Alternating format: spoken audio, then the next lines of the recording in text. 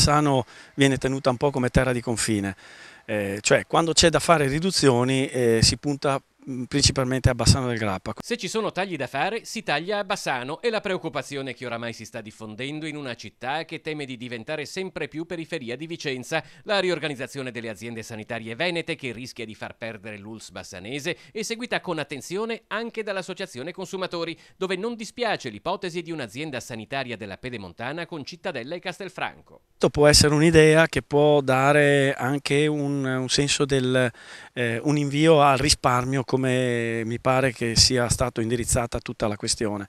È chiaro che poi però Bassano, distante anche geograficamente un certo numero di chilometri da Vicenza, questo crea comunque un problema di fatto della popolazione. Vediamo adesso col Tribunale che la gente deve recarsi al Tribunale di Vicenza e non è ed è un problema. All'orizzonte resta comunque soprattutto una visione d'insieme che intende mantenere e difendere i servizi ai cittadini presenti a Bassano. C'era stato il tentativo di chiudere anche la caserma dei Carabinieri, che fortunatamente siamo riusciti, e devo dire grazie anche al nostro intervento, a fermare.